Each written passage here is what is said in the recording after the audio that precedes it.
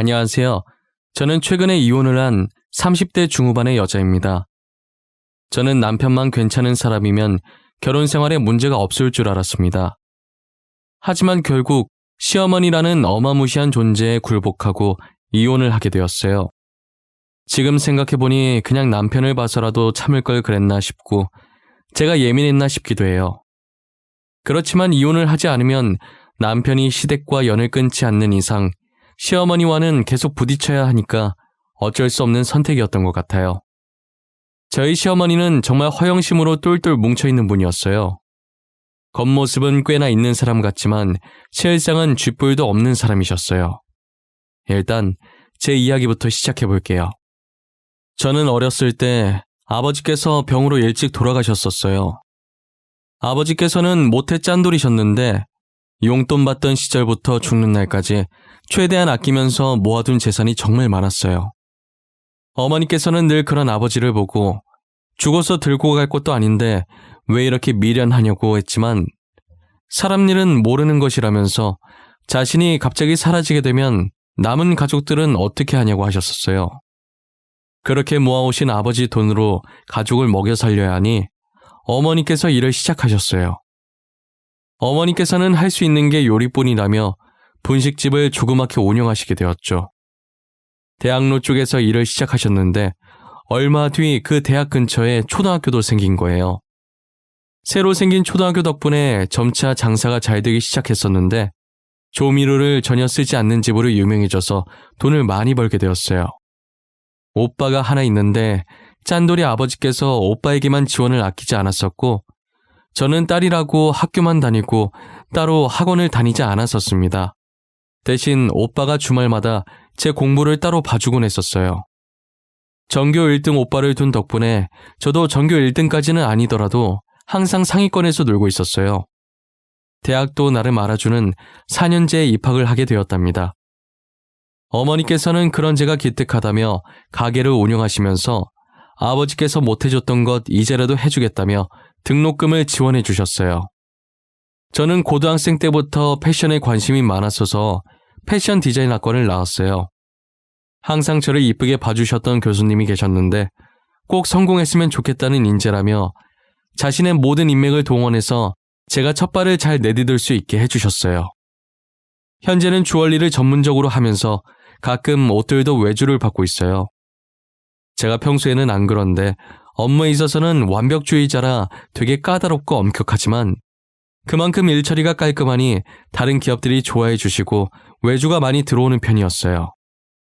동기들은 조금만 관심 받아도 더 유명해지고 싶어서 인터뷰가 들어오면 무조건 하더라고요. 저는 동기들 중에 제가 제일 유명했지만 얼굴이 알려지는 걸 별로 좋아하지 않는 성격이라 인터뷰가 들어와도 항상 거절하기 바빴어요. 괜히 구설수에 올라가는 게 싫어서 다른 사람들과 친목도 잘하지 않았었어요.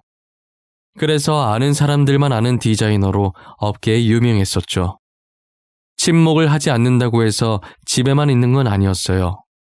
제가 혼자서 전시회 가는 걸 엄청 좋아했었거든요. 저는 사진 전시회보다 그림 전시회를 가는 것을 좋아했어요.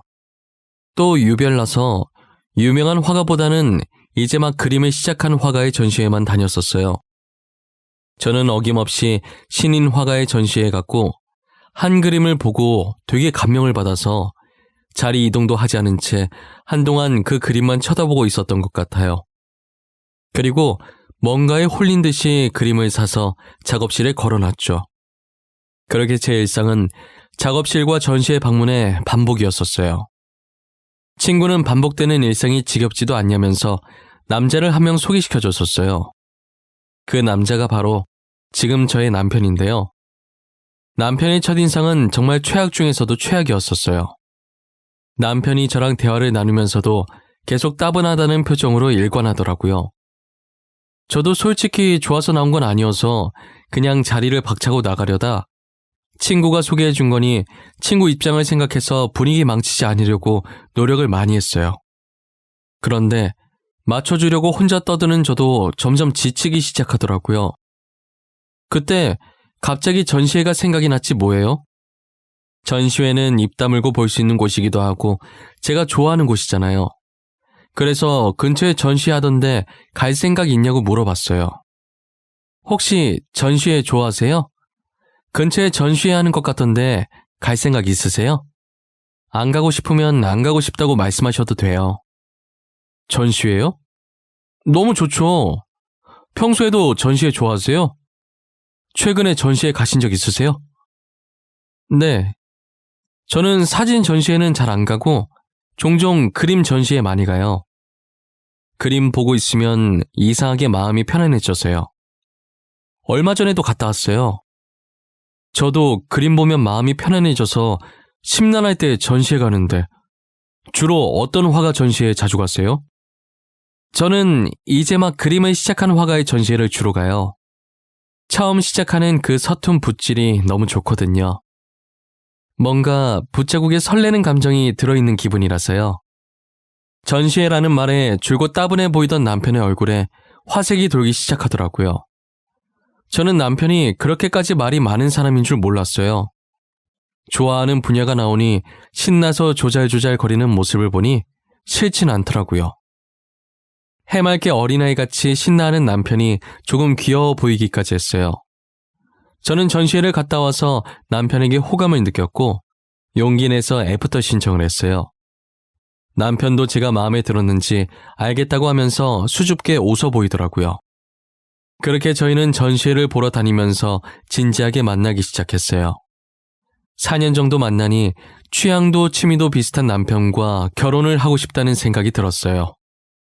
그래서인지 제 작업실을 누군가에게 잘 안 보여주는데 남편에겐 보여주고 싶었죠. 그런데 남편이 작업실에 걸려있는 그림을 보고 놀라더라고요. 자기야, 이 그림 뭐야? 이게 왜 여기 있어? 자기가 이 그림 산 거야? 어떻게 이게 여기 있을 수가 있지? 그거? 자기랑 만나기 전에 혼자서 전시회 갔을 때 샀었어. 근데 그게 왜? 이쁘지 않아? 내가 저 그림을 딱 보는데 마음이 뭉클하다고 해야 하나? 이상한 감정이 들더라고. 저 그림 내 그림인데? 나 전시회 3번 정도 하고 그림 접었었거든. 이때까지 이 그림 말곤 팔린 적이 없어서 도대체 누가 산 건지 너무 궁금했는데 그게 자기라니. 아, 진짜? 진짜 신기하다. 어떻게 이런 우연이 있지? 근데 왜 그만뒀어? 다시 시작해봐. 난 자기 그림 좋은 것 같아. 가끔 작업하다 힘들 때 저 그림 보고 있으면 편안해지던데? 정말? 내가 다시 해도 될까? 근데 다시 하기엔 너무 늦은 거 아니야? 그냥 다니던 회사나 잘 다닐래. 자기 말고는 내 그림에 아무도 관심이 없을 것 같아. 아니야. 아직 안 늦었어. 우리 다시 해보자. 내가 옆에서 열심히 응원해줄게. 난 자기가 꼭 해낼 수 있을 거라고 생각해.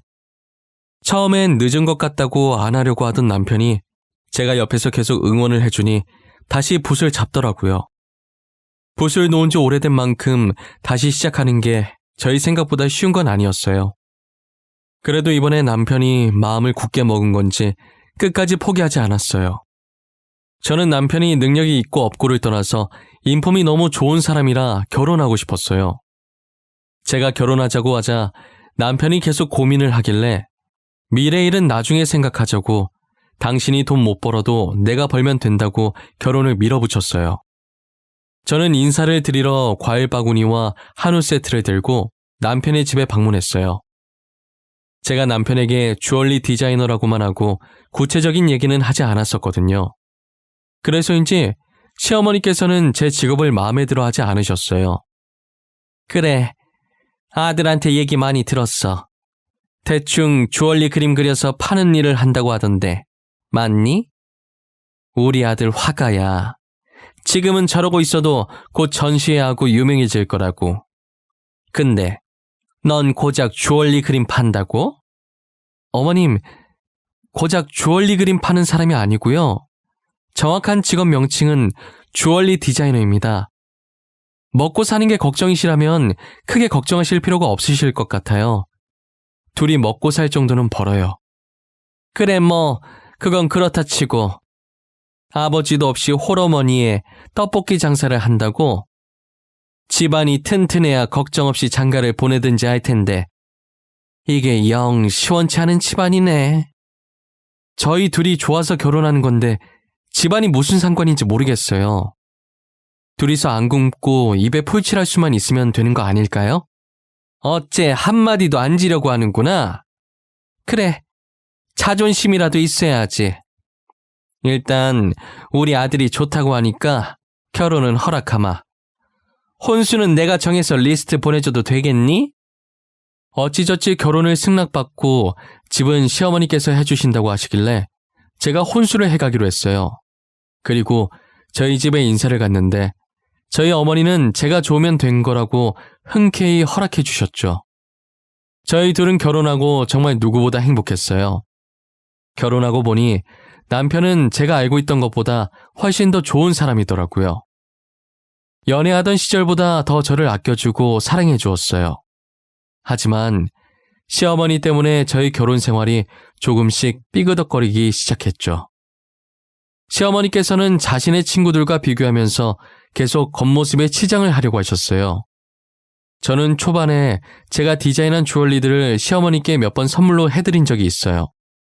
그런데 시어머니께서는 제가 준 선물을 화장대에 아무렇게나 올려둔 채 잘 안 끼고 다니셨죠. 진짜 어쩌다 가끔 한 번씩 끼시곤 하셨어요.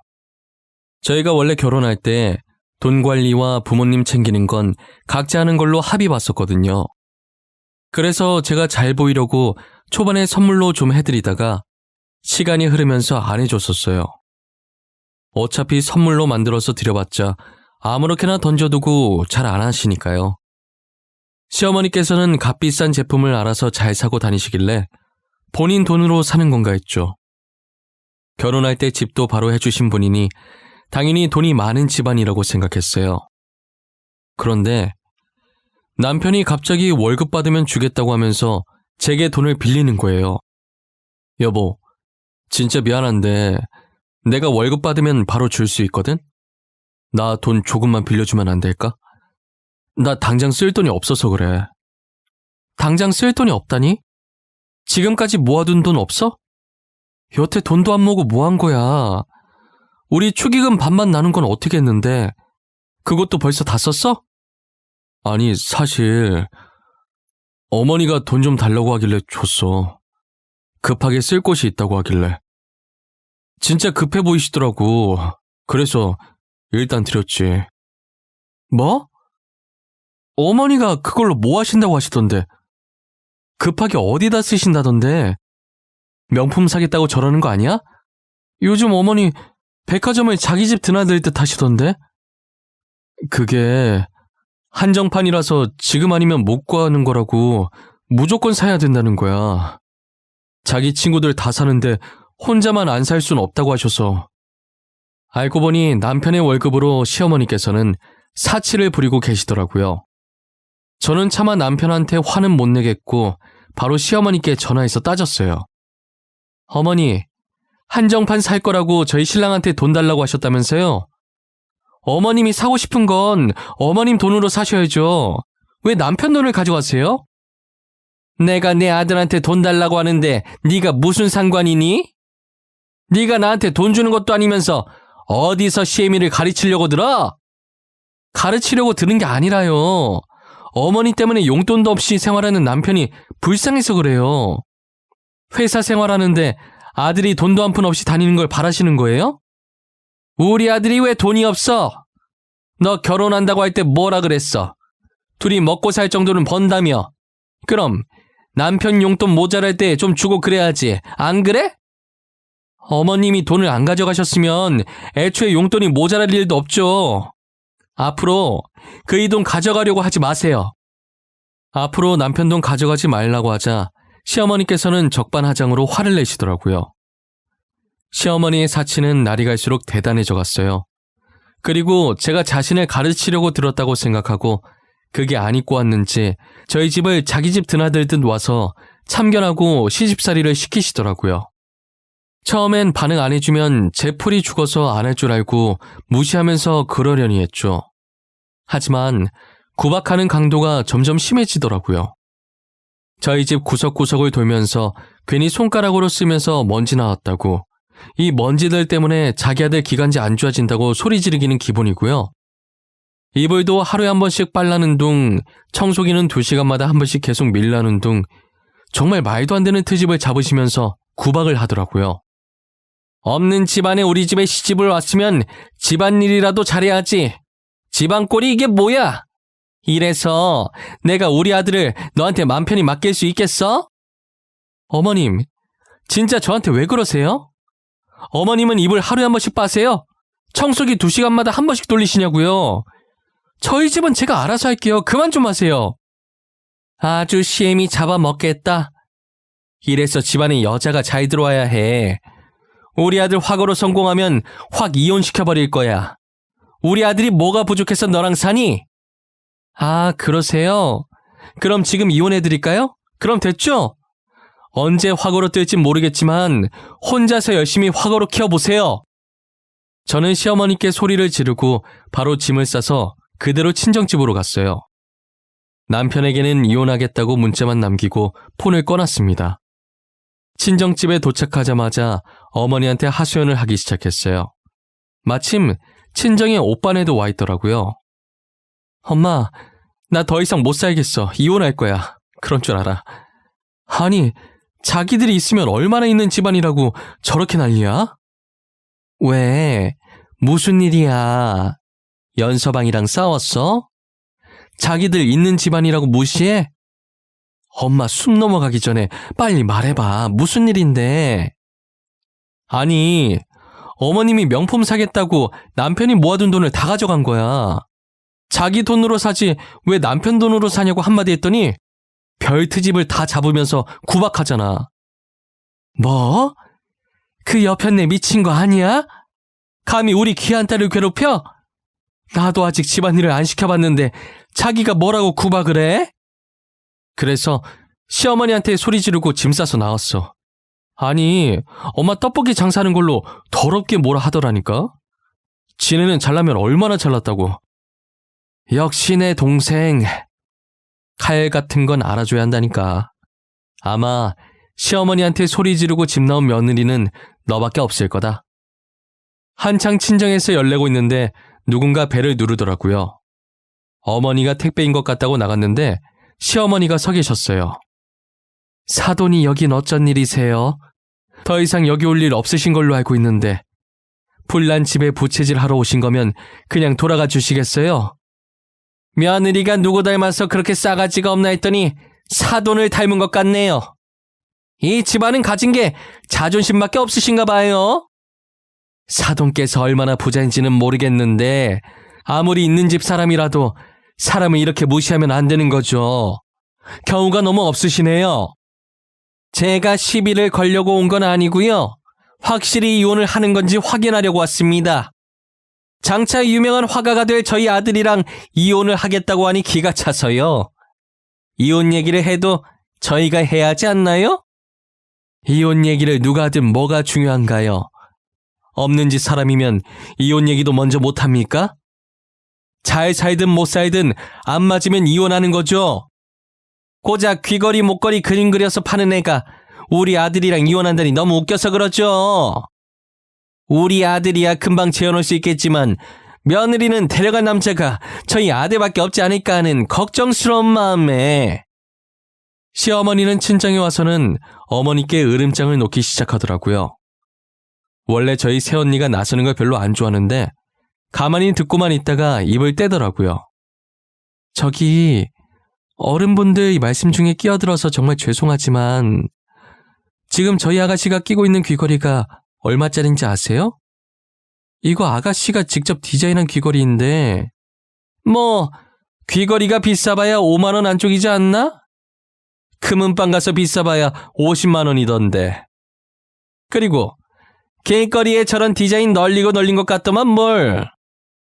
길거리 귀걸이랑 비교하시면 안 될 텐데. 아가씨가 디자인한 귀걸이들 기본 1,000만 원이에요. 지금 차고 있는 귀걸이는 다이아가 들어가 있어서 억 단위고요. 뭐? 억? 저 조그마한 귀걸이가 억이라고? 내가 잘 모른다고 지금 거짓말 치는 거 아니야? 아가씨가 얼굴이 안 알려져서 그렇지 패션 디자인 업계에서는 꽤나 알아주는 사람이에요. 다들 아가씨 디자인 받으려고 줄 서는 거 모르시죠? 새언니는 표정 하나 안 바뀌고 침착하게 시어머니께 말을 이어나갔어요. 시어머니는 귀걸이 가격을 듣고 입을 있는 대로 벌려서 놀라시더라고요. 그리고 저희 어머님 떡볶이 장사하시는 걸로도 뭐라고 하셨다던데 장사한다고 못 사는 거 아니에요. 그 건물이 2층짜리 작은 건물이긴 해도 저희 어머님 건물이고 1층에 원룸 3개 있는 거 월세 받고 사세요. 새아가, 너는 집안이 잘 살면 잘 산다고 나한테 말을 해줬어야지. 제일 중요한 얘기를 빼면 어쩌자는 거야? 결혼은 둘이 좋아서 하는 건데 굳이 제 집안을 말할 필요가 있나요? 둘이서 잘 먹고 잘 사면 되는 거 아니냐고 결혼 전에도 제가 말했던 것 같은데요. 시어머니는 새언니의 말을 듣고 얼빠진 상태로 있었다가 정신이 든 건지 안색이 안 좋아졌어요. 저희 집에 냉기가 도는 와중에 남편이 문자를 받고 뒤늦게 헐레벌떡 친정으로 들어왔어요. 그리고는 오자마자 시어머니를 붙잡고 무조건 잘못했다고 빌라고 하더라고요. 엄마, 내가 엄마 일칠 줄 알았어. 당장 잘못했다고 그래. 무조건 잘못했다고 하라고. 진짜 아들 이혼당하는 꼴 보고 싶어서 그래? 내가 하지 말라고 그랬잖아. 너 알았어? 새아가 집안이 어떤 집안인지 알고 있었냐고. 너도 알면서 나한테 말 안 한 거야? 그게 무슨 소리야. 장모님 집안이 어떤 집안인데. 나 모르는데? 나 한 번도 집사람이랑 집안 얘기한 적 없어. 새아가, 내가 정말 미안했다. 1000번이고 10,000번이고 잘못했어. 그러니 이제 우리랑 같이 집으로 가자. 응? 제가 거길 왜 가요? 혼수는 그냥 제가 버리는 셈 칠 테니까 가지세요. 집도 어머님께서 해주신 건 줄 알았는데 전세였더라고요. 며칠 전에 집주인 왔다 가셨어요. 월세 받을 거라고요. 집은 내가 다시 구해줄게. 그러니 이혼만은 하지 말아줘. 내가 잘못했다, 새아가. 내가 이렇게 비마, 이렇게 빌어도 안 되겠니? 이 불쌍한 늙은이 봐서 안 되겠어? 어차피 이혼할 건데 저한테 빌 필요 없으세요. 그리고 어머님 말처럼 남편은 언제든 재혼할 수 있잖아요. 저는 데려갈 남자 없으니 그냥 편하게 혼자 살려고요. 엄마, 도대체 나 없을 때 뭐라고 한 거야? 여보, 내가 미안해. 내가 대신 이렇게 빌게. 우리 이혼만은 하지 말자. 나 당신 없으면 못 살아. 어? 남편과 시어머니는 거의 울다시피 제 바짓가랑이를 붙잡고 빌었어요. 하지만 두 사람이 아무리 빌어도 저는 이미 이혼하기로 마음먹었어요. 제가 불편한 표정을 짓고 있는 걸 보고 오빠가 나서서 두 사람을 밖으로 내보냈어요. 그 뒤로도 몇 번 찾아왔지만 저는 이혼 서류를 보내는 걸로 대답을 했죠. 아무것도 몰랐던 남편에겐 너무 미안했지만 어쩔 수 없었어요. 저는 허영심만 가득 찬 시어머니를 버틸 자신이 없었거든요. 이제 저희 집안이 어떤지 알았으니 제게 어떻게든 뭐 하나라도 얻어내려고 하시겠죠. 상상만 했는데도 벌써 스트레스를 받을 지경이었어요. 최근 저는 남편과 합의 이혼했고 당분간은 일에만 집중하고 싶어요. 아예 한국 생활을 정리하고 가족들과 함께 해외로 뜰까도 생각을 하고 있습니다. 하지만 어머니께서 아직까지는 장사를 계속하고 싶다고 하셔서 잠시 보류하고 있어요. 어머니께서 제게 너무 미안해 하시길래 괜히 신경 쓰이게 했다고 저는 괜찮으니까 장사하고 싶을 때까지 하라고 말했어요. 지금 엄마 나이가 있으셔서 나중엔 하고 싶어도 못하게 되실 테니까요. 저는 엄마만 행복하시다면 그걸로 됐어요. 저의 이야기는 여기서 마치려고 합니다. 지금까지 저의 이야기를 들어주신 모든 분들에게 감사합니다. 올 겨울 사랑하는 가족들과 따뜻하게 보내시기 바랍니다.